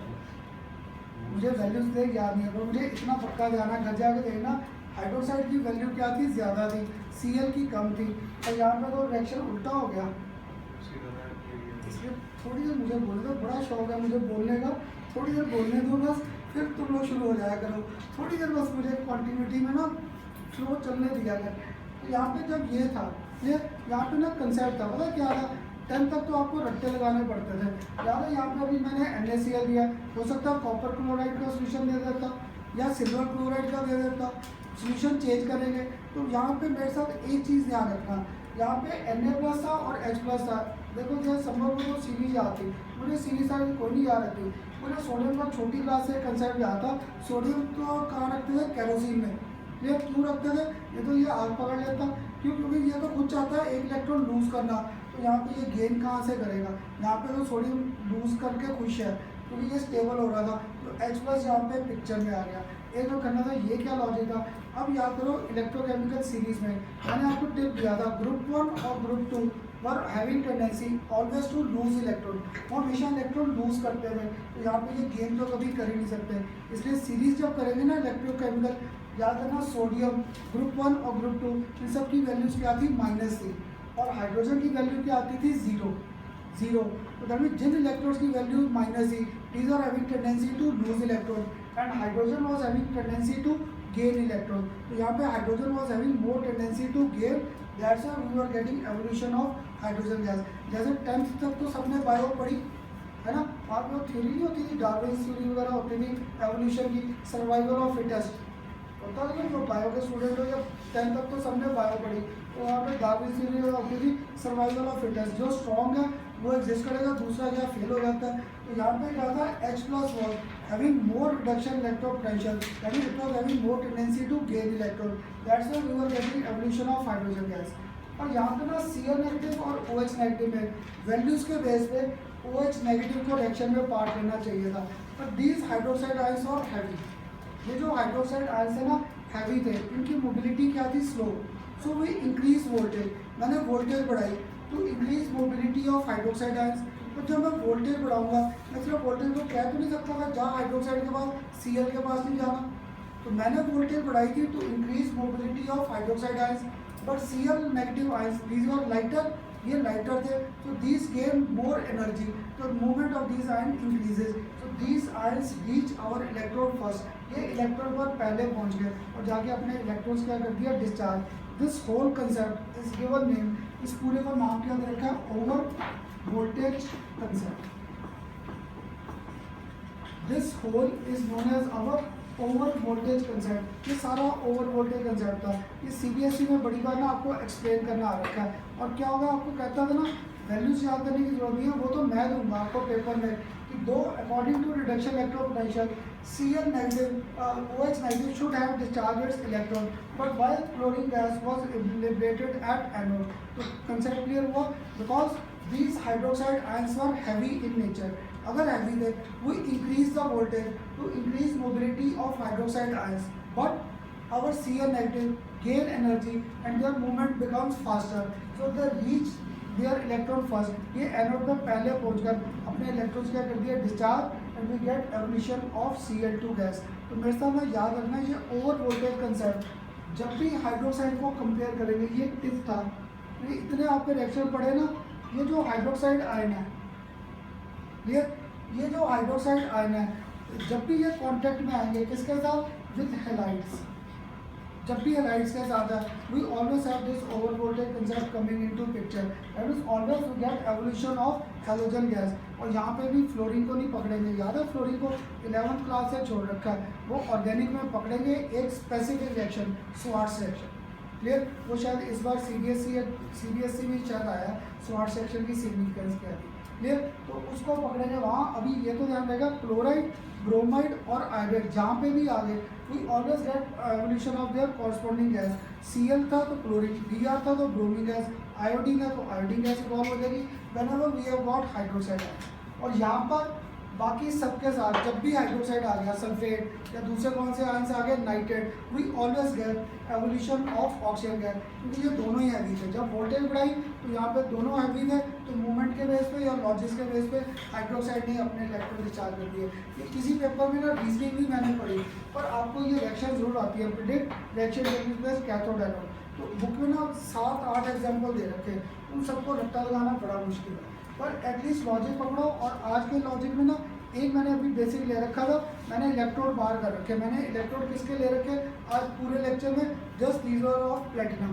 एक बार प्लेटिनम का तो कंसेप्ट क्लियर हो, फिर असाइनमेंट में मैंने 2-3 क्वेश्चन डाल रखे हैं जहाँ पे इलेक्ट्रोड्स को भी चेंज करेंगे। आज नहीं, आज तो सिर्फ पकड़ेंगे और reaction taking place at our cathode and anode and. अब बताओ सबको क्लियर हुआ ये ओवर वोल्टेज का, क्लियर। ऐसे करके ना पेपर में रिएक्शन प्रेडिक्शंस आएंगी, बस तुम लोग सॉल्व लिख लो, सॉल्व लिखकर फिर आगे आइडेंटिफाई करो। एक और केस करें, अभी भी अगर किसी को डाउट था, खन्ना सर मुझे तो नहीं समझ आया क्या किया, एक और केस पकड़े यहाँ पर। तो इस बार ना मैंने आपको यहाँ पर एक नया केस कौन सा दे दिया, ये दे दिया aqueous CuCl2 solution, clear. Aqueous CuCl2 solution, अगर ये सॉल्यूशन दे दिया तो मुझे एक तो वाटर का ब्रेकेज याद है, वाटर तो टूट कर दे देगा H+ और OH नेगेटिव। ये क्या देगा CuCl2, क्यूप्रिक आयन दे देगा Cu2+, ये दे देगा Cu2+ और साथ में क्या देगा Cl नेगेटिव। और आगे ये ट्वाइस Cl नेगेटिव आ जाएंगे ये। अगर यहाँ तक अगर ये आ गए केसेस Cl नेगेटिव तक, क्लियर। तो अब मुझे यहाँ पर रिएक्शन टेकिंग प्लेस एट कहाँ पे करनी है, एक कैथोड और एक रिएक्शन टेकिंग प्लेस एट कहाँ पे करनी है, एनोड, क्लियर। पहले आसान केस पकड़ ले एनोड का, बताओगे एनोड पे अब क्या होगा, है ना, क्योंकि यहाँ पे आपको टिप दे रखा था हाइड्रोक्साइड का जब भी कंपैरिजन आ जाए, इसलिए मैंने लिखा है CuCl2। तुम लोग घर जाके जब सबका अलग बुक है, किसी में Cu(I2) के साथ है रिएक्शन क्यूप्रिक आयोडाइड, किसी में क्यूप्रिक ब्रोमाइड के साथ है, इसलिए आपको टिप दे दिया था जहाँ पर मेरे हैलाइड्स का कंपैरिजन है इसके साथ with hydroxide, we always get evolution of chlorine gas. तो यहाँ पर तो एक ही स्टेप में लिख दूँ, ट्वाइस Cl नेगेटिव क्या दे देगा क्लोरीन, और साथ में क्या 2 इलेक्ट्रॉन्स आगे बाहर दे दूँ, चाहे अब तो एक स्टेप में रिएक्शन, हाँ जी लिख सकता था। जिसको अभी भी मुश्किल लगती है ना, दोनों स्टेप लिखते जाओ, क्योंकि एक आध बार कॉम्पिटिशन में आता both products primary chain, both secondary chain, 1 primary 1 secondary, ऐसे कॉम्पिटिशन में सबसे आसान क्वेश्चन ये आ रखा है। तो अगर वो लॉजिक पकड़ के चलना है तो यहाँ पे सेकेंडरी चेन के बेस पे आ गया। अब कंपेरिजन H+ और Cu2+, ये सुना फिर कहता है पकड़ो सर हाइड्रोजन आए, तो मैंने अभी एक टिप बोला था, हाइड्रोजन गैस मिलती है एवोल्यूशन कब, जब मेरे पास ग्रुप 1 ग्रुप 2 के एलिमेंट थे। कॉपर कहाँ बैठा है, डी ब्लॉक। तो मुझे ना वैल्यूज याद नहीं रहती। देखो आप में से कई होगा या खन्ना सर आपको नहीं याद तो पढ़ाओगे कैसे, H की वैल्यू क्या थी 0 थी रिडक्शन, कॉपर की वैल्यू ज़्यादा प्लस में थी 0.34 वोल्ट, पर मुझे नहीं याद रही पेपर में। ये तो पेपर में पता क्या, जब भी ऐसे कैसे जाएंगे आपको सारे वैल्यूज नीचे मैंशन होते हैं, क्लियर। ये रिडक्शन इलेक्ट्रोपोटेंशियल हम लोग देखकर आपको क्वेश्चन डालेंगे, ये वैल्यूज मैंशन होगी। और देखो एक स्टूडेंट वैल्यूज को देखता ही नहीं है, उसको बेसिक याद था कॉपर कहाँ बैठा डी ब्लॉक का शील्डिंग इफेक्ट पुअर। अगर शील्डिंग इफेक्ट पुअर था, इनकी प्रॉपर्टी क्या थी, इलेक्ट्रॉन को अट्रैक्ट करना, इसलिए तो कॉपर को यूज़ कर रखा है इलेक्ट्रिसिटी वायर्स में, क्लियर। क्योंकि कॉपर को अपनी आइडेंटिटी क्या रखता है, रिटेन। अगर कॉपर की वायर हमारे पास क्या था, वहाँ से मैंने उसको पील ऑफ भी कर दिया, उसके ऊपर के पोर्शन को पील भी कर दिया, वो क्या था, कॉपर तो ऐसा चीज़ रहता है जो कॉपर ऑक्साइड तो नहीं बन रहा, आयरन का होता है, वो तो आयरन ऑक्साइड में कन्वर्ट हो जाता है, एक हैवी, दूसरा क्या था हैवी, और दादा कहीं पे अगर वायर मेरी ओपन रहेगी, लाइव रहेगी, क्लियर, वो तो क्या होगा, वहाँ से रस्टिंग हो जाएगी, और रस्टिंग होकर खराबी हो जाएगी। ये नहीं होता हमारे ये जो इन्वर्टर की बैटरीज हैं, हम लोग मेरे जैसा सस्ती सी बैटरी को ले लेता है, जब वो सस्ती सी बैटरी लेते हैं तो उनके जो कॉन्टैक्ट पॉइंट्स हैं वो सारे आयरन की होती है। तो क्या होता है, यही अगर प्रॉपर लेता है कॉपर के या एल्यूमिनियम के, उनकी ड्यूरेबिलिटी ज़्यादा थी, मैंने ले लिया आयरन वाले। तो आज ही तो कल रस्टिंग हो गया, टूट जाएगी वो, तो वह हमारी बैटरी काम करना ही बंद कर देती है। क्लियर? तो वहाँ से इतने लॉजिक से वैल्यू को देखने की जरूरत ही नहीं पड़ी। Copper was having more tendency to gain electron, इसलिए यहाँ पर अब H प्लस रिएक्शन में पार्ट नहीं लेगा। यहाँ पर क्या होगा, this Cu2+ will gain 2 electron and will get deposition of copper. ये इसलिए जब आपने कहा था स्पून पे कैथोड, क्लियर, तो इस पर हमेशा क्या डेपोजिशन। तो यहाँ से एक चीज़ क्लियर हो रही है, कैथोड पे हमेशा क्या हो रही है, ऑक्सीडेशन या reduction? Reduction, gain of electron. और एनोड पे हमेशा क्या हो रही है, ऑक्सीडेशन, लॉस ऑफ इलेक्ट्रॉन। अब है कोई पे भी कोई रट्टा लगाने की जरूरत, बस पूरे लॉजिक का ना जितना मैंने अभी तक पढ़ाया है, एक लॉजिक मेन था कि जहाँ पे तुम्हारा हाइड्रोक्साइड आयंस का कंपैरिजन आ रहा है किसके साथ, with halogens, we always get halogenation of our halogen gas. पर जहाँ पर हाइड्रोक्साइड का कंपैरिजन आ रहा है किसके साथ, नाइट्रेट के साथ, सल्फेट के साथ, या किसी भी और के साथ, we always get evolution of, तब कौन सी गैस इवॉल्व होगी, ऑक्सीजन की। क्लियर? ये तुम्हारे CBSE और कॉम्पिटिशन का सबसे कॉमन क्वेश्चन है। Both gases cathode, both gases anode, one cathode one anode, ऐसे ज़्यादा कॉल्स का भी तो यही रट्टा लगवाता था। तो CO नेगेटिव एनाइन था तो CO2 गैस ज़्यादा पक्का एनोड भी होती थी। दूसरा क्या होता था, वाटर एक्वस H प्लस क्या करता था, इलेक्ट्रॉन गेन। तो हाइड्रोजन गैस ऑलवेज है कैथोड। और किसी ना किसी के तो पेपर में आई होगी फाइनल में, राइट शॉर्ट नोट या predict reaction taking place at cathode and anode, ये अब भी आएगा 12th में जब एसिड्स करेंगे ना ऑर्गेनिक में फिर ये कौन सी इलेक्ट्रोलिसिस आएगी। क्लियर? अब बताओ एटलीस्ट यहाँ तक करते हुए मेरे साथ बेसिक्स तो क्लियर हुए इस चैप्टर का। अभी starting electrolytic cell, reaction taking place cathode and anode, cations move toward cathode, anions move toward anode. Then prediction of mechanism, that means how reactions were taking place at cathode and anode. Cathode और anode पे कैसे कैसे reactions हो रहे थे। अब तो नहीं कोई रट्टा लगाना पड़ेगा, पूरे टॉप। अब देखें लास्ट में जो किया था सोल्यूशन में पॉजिटिव डेविएशन नेगेटिव, उसमें याद है आपको एक लॉजिक दे दिया था कि इतने एग्जांपल ही याद कर सकते हैं। हाइड्रोजन बॉन्डिंग देखो किसमें स्ट्रॉन्ग हो रहा है, किसमें वीक। जिसमें स्ट्रॉन्ग होता था मॉलिक्यूल्स के आगे पास, वो नेगेटिव। जिनमें हाइड्रोजन बॉन्डिंग वीक हो रही थी मॉलिक्यूल्स दूर, है ना। ऐसी मैकेनिज्म को ना रट्टा लगाने की जरूरत नहीं। बुक में से 8 9 एग्जांपल है, कोई रट्टा लगाने की जरूरत नहीं। इनका बस मेरा लॉजिक याद रखना, hydroxide with halogens always give evolution of halogen gas, और बाकी सारी जगह hydroxide discharge its electron and we get evolution of oxygen gas through our given electron. वहाँ पे ऑक्सीजन गैस की एवोल्यूशन आ जाएगी। एटलीस्ट यहाँ तक मेरे पास मैकेनिज्म के कंसेप्ट तो क्लियर हुए। अगर मैकेनिज्म क्लियर है, इसके बाद क्या लिख कर बैठा था, हाँ जी, अभी तक तो थ्योरी पार्ट था ना। अब नेक्स्ट मेरे पास आ जाएंगे न्यूमेरिकल्स के कंसेप्ट के बेस पे 2 लॉस आ गए, फैराडेज लॉ ऑफ इलेक्ट्रोलिसिस। तो आज अगर फर्स्ट लॉ पकड़ता Faraday's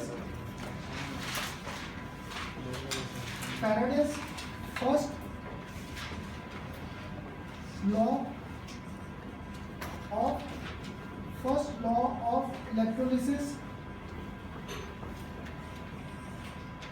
Faraday's first law of electrolysis. Clear? अब याद है आपको लास्ट चैप्टर में कॉन्स्टेंट बड़े डिफाइन किए थे, है ना। अभी ये सारी डेफिनेशन लिखवा दूंगा, बस एक बार पहले कंसेप्ट क्लियर कर लेना। आप पे जब कॉन्स्टेंट डिफाइन करता था delta T B is equal to K B into M, delta T F is equal to K F into M. कैसे डिफाइन किया था कॉन्स्टेंट, सारी चीज़ों को यूनिटी घुमा देते थे। ऐसे ना यहाँ पर हमारे पास जो पहला लॉ कहता है, अभी आपको कहा था ना ये प्रोसेस क्या था, नॉन स्पॉन्टेनियस। जब तक इलेक्ट्रिसिटी पास कर रहा था तब तक क्या हो रहा था, मटेरियल डिपॉजिट या लिबरेट हो रहा था। तो इसके वजह से मुझे फैराडेज फर्स्ट लॉ का कंसेप्ट मिल गया, अमाउंट ऑफ सब्सटेंस डिपॉजिटेड और liberated at any electrode is directly proportional to किसके, quantity of charge pass through given electrolytic solution. कह सकता था कि जितना ये अमाउंट डिपॉजिट या क्या हो रहा है liberate is directly proportional to किसके, quantity of charge being pass through given electrolytic solution. तो इस प्रोपोर्शनैलिटी को कांस्टेंट से रिप्लेस कर दें। तो अगर कांस्टेंट से रिप्लेस किया तो W is equal to ZQ आ गया। Z, where this Z stand for, Z क्या था basically, this stand for electrochemical, this stand for electrochemical equivalent। और इसके बेस पे ना सिर्फ एक आध न्यूमेरिकल हम लोग सॉल्व कर सकते हैं बस, बाकी सारे ना न्यूमेरिकल सॉल्व करेंगे on the basis of mole concept. किस्मत अच्छा हुआ तभी क्यू में Z मेंशन होता है, ये तो न्यूमेरिकल में Z देते ही नहीं हम लोग, तो अब सारे न्यूमेरिकल मोल कंसेप्ट पे, यानी ये लॉ सिर्फ पढ़ने के लिए और CBSE में डेफिनेशंस के लिए रह गया, या एक न्यूमेरिकल जहाँ पे इलेक्ट्रोकेमिकल इक्विवेलेंट डायरेक्ट मेंशन होगा। Clear? W is equal to Z Q, physics में पक्का पढ़ा होगा, current is given by Q by T, और Q इज इक्वल टू क्या हो जाता है I इंटू टी। इसमें Q मुझे याद है चार्ज किस में मेजर किया है, कूलम्स में। अगर कूलम्स है तो करंट तो होता ही किस में है, एम्पियर।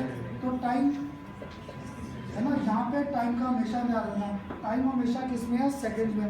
तुम लोग न्यूमेरिकल में सबसे बड़ी गलती ये करते हो, करना सर कहा तो था नहीं कि सेकंड्स में लेना है। कूलम का कंसेप्ट ही ये था, coulomb was given by I into T, here I was expressed in terms of ampere and time in second. मैं भी देखना, मैं क्या जब आपके टेस्टों में क्वेश्चन आते हैं तो टाइम आएगा 30 मिनट, 40 मिनट, 2 आवर्स, तो तुम लोग उसी के बेस पर सॉल्व कर दोगे, पर गलत हो जाएगा, बिकॉज कूलम्स का कंसेप्ट था coulombs Q I into T, here time was considered in terms of our seconds, यहाँ पे टाइम को सेकंड्स में लेकर करना है। क्लियर? एक तो ये, तो यहाँ पे ये मेरा फॉर्मूला चेंज हो गया और Z into I into T आ गया मेरे पास W का पूरा कंसेप्ट। क्लियर? तो दो डेफिनेशन हम लिखवा सकता था आपको आगे मूव करने से पहले। एक, what does this Faraday's first law of electricity stand for. Second, define electrochemical equivalent, क्योंकि ये तुम्हारे CBSE में 1 मार्क के पता नहीं कितनी बार डिफाइन एंड एक्सप्लेन आए, नहीं तो इसके न्यूमेरिकल्स ही इंपॉर्टेंट है। तो न्यूमेरिकल्स करने से पहले अब इस लॉ को डिफाइन करना आसान नहीं हो गया, ये अगर क्लियर था एक्सप्रेशन खुद ही नहीं डेफिनेशन बना सकता था, है ना। Amount of the substance deposited और liberated at any electrode is directly proportional to क्या था, quantity of electricity pass through given electrolytic solution. Clear? और अगर Z को डिफाइन करना है, Z को आसान हो गया, electrochemical equivalent is equal to amount of substance deposited और liberated when 1 coulomb of charge is pass through given electrolytic solution, या और when 1 ampere of current is passed for 1 second through given electrolytic solution। इसलिए ना मेरे साथ definition को रट्टे मत लगाओ, और बेसिक क्लियर है, पेपर में खुद ही इनकी डेफिनेशन बना के लिख दो पड़ा, क्योंकि सारे अगर वर्ड बाय वर्ड लगे याद करने फिर फंस जाएंगे। लिखवा दूँ दो डेफिनेशन, एक what does this Faraday's first law holds good, and second what does this Z electrochemical equivalent stand for. लिख लो first Faraday's first law. This law states that This law states that amount of chemical reaction, the amount of chemical reaction, and thus amount of chemical reaction, and thus the mass of substance, and thus the mass of substance deposited or liberated, thus the amount of substance deposited or liberated at any electrode deposited or liberated at any electrode is directly proportional to the quantity of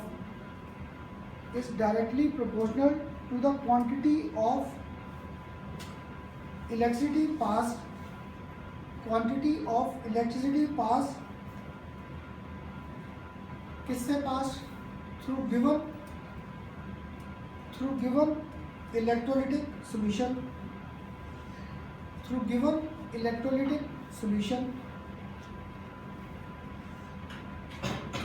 clear. और second क्या define करना था, what is this Q Z electrochemical equivalent, लिख लो electrochemical equivalent.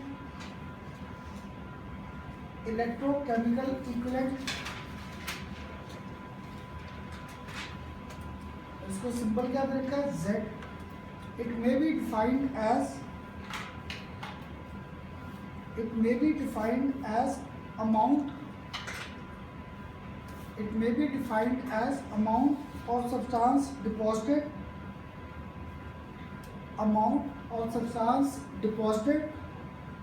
when 1 ampere of current is passed for 1 second. 1 ampere of current is passed for 1 second, or when quantity of electricity passed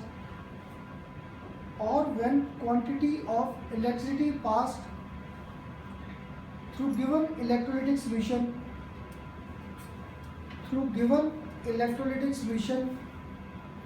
is कितनी लिखे is 1 coulomb. तो given electrolytic solution is 1 coulomb. Clear? अब बताओ सबको पहला law तो clear हुआ, Faraday's first law. हाँ जी क्लियर. तो यहाँ तक करते हैं फर्स्ट लॉ तो हो गया. करें अब सेकंड लॉ भी. दोनों लेक्चर शुरू कराते हो 25 हो जाते हैं, तो मत करो मुझे, कर लेते हैं एक लॉ और डिफाइन कर लेते हैं. क्लास तो नहीं अब किसी की अभी. तो कहोगे क्या है, आया लेट है. कहाँ लेट क्यों हो गया? हाँ क्या? और अभी कल पापा मिलकर गए हैं, है ना, और फिर भी नहीं आया टेस्ट देने. कहा था ना पापा ने कि जा, फिर बहानों का वो हमारे पास लाइन लगी रहती है ना, तो क्यों नहीं आया फिर? ये तो कोई हल नहीं है. एटलीस्ट टेस्ट जब करेगा तो मैंने डिस्कस भी करना है ना, तब हो जाना. तो आता तो सही, टेस्ट तो ना छोड़ो. सिर ला दिया हर बार. और सब सच कह रहा हूँ, तुम सबके मम्मी पापा ना इतना विश्वास रखते हैं ना, डर लगता है मुझे. तो ना लगता है खुद भी क्लास लेनी चाहिए जिससे मैं डिप्रेशन में ना आ जाऊँ. इतना तुम्हारे मम्मी पापा विश्वास करते हैं, डर लगता है कहीं धोखा क्यों हो गया उनके साथ तो फंस जाऊँगा मैं भी. तुम सब जितने बैठे हो ना, सबके मम्मी पापा से बात होती है, सबको खन्ना सर आप पे पूरा विश्वास है, पर मैं फंस जाऊँगा ऐसे. शिवाश मत, तुझे नहीं कह रहा, सबसे कह रहा हूँ. वो एक पीछे बैठा, वो देखो क्लास में कभी टाइम से आना ही नहीं है.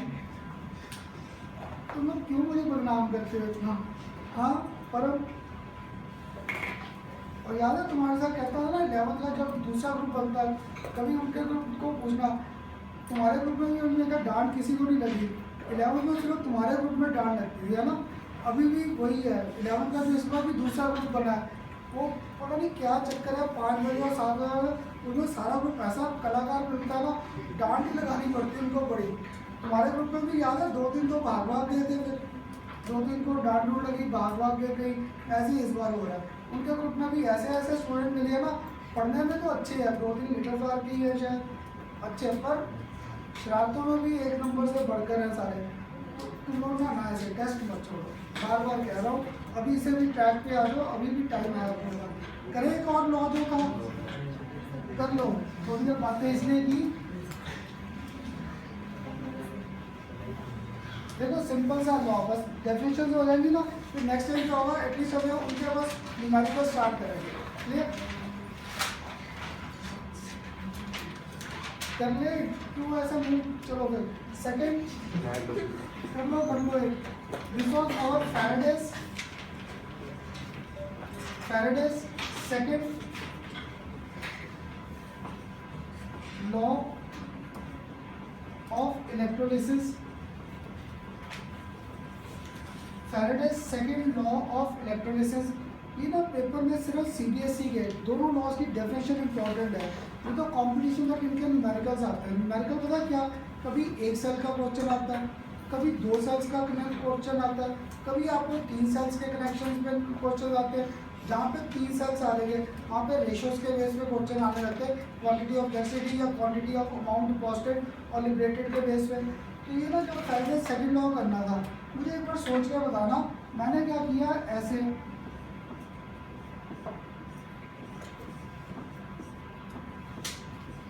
एक बार इलेक्ट्रोड्स को ऐसे कनेक्ट कर रखा है, ये एक बार ऐसे, एक बार एक बार ये कनेक्शन किया, क्लियर। तो बताओगे सीरीज में कॉम्बिनेशन कौन सा था, पैरेलल।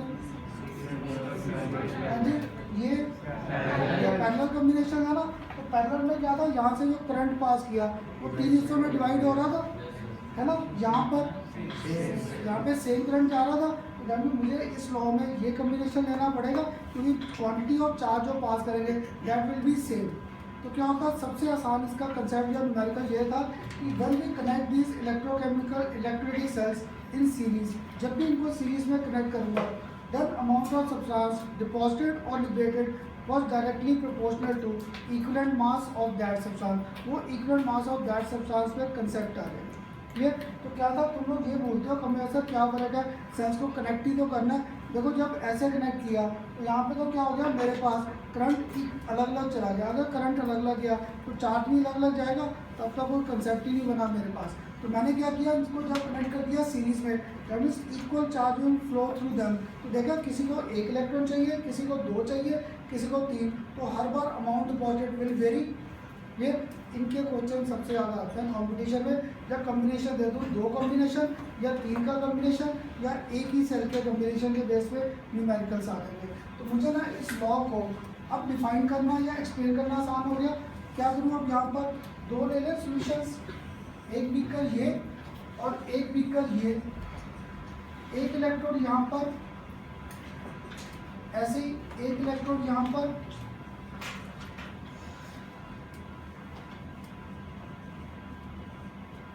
आज के सारे लेक्चर में लॉजिक क्या पकड़ रखा था, सारे इलेक्ट्रोड्स किसके पकड़े, प्लेटिनम के। इसमें एक में ले लिया मैंने एक्वस ZnSO4 सॉल्यूशन, एक में मैंने कौन सा ले लिया, एक्वस CuSO4 सॉल्यूशन, क्लियर। और अब इन सेल्स को यहाँ पर कनेक्ट करना था, तो एक कॉम्बिनेशन ये कर दिया,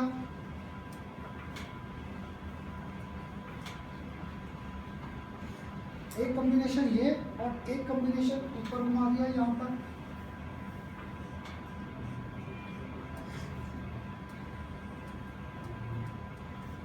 क्लियर। अगर ये कर दिया, अब तुम में से सोच कर मुझे आंसर देना।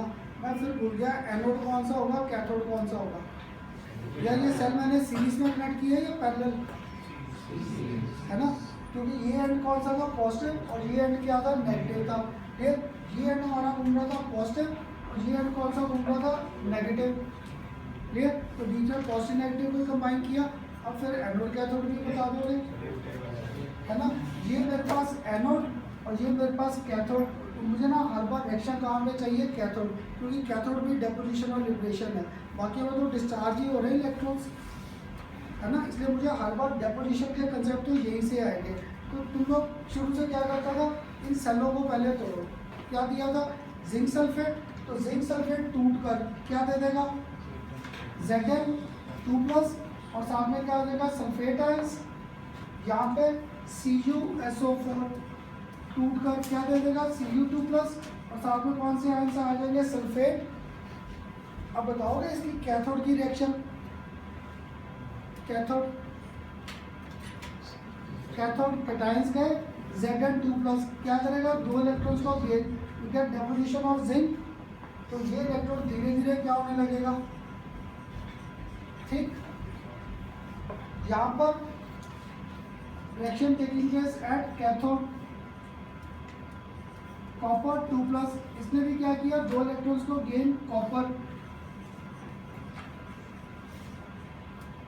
Clear.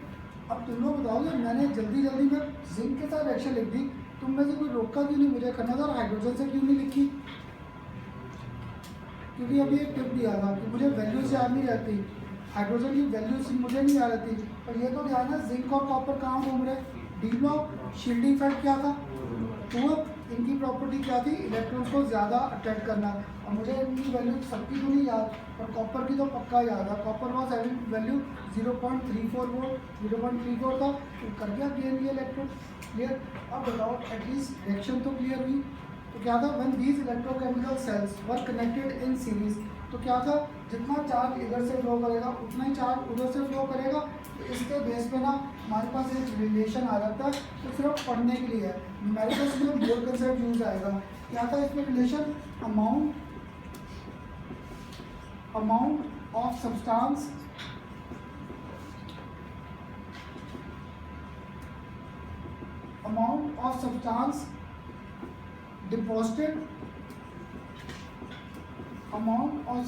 deposited or liberated is directly proportional to, क्या था, equivalent mass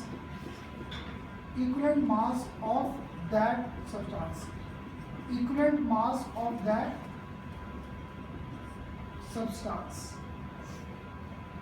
ये equivalent mass of that substance, जितना मास में एक बार डिपॉजिट या लिबरेट होगा that will be directly proportional to its equivalent mass. That means इस रिएक्शन के बेस पे क्या आ गया, amount of zinc deposited divided by amount of copper deposited is equal to, क्या आ जाएगा, तुम लोग लिखोगे इस साइड क्या क्या लिखूँ फिर,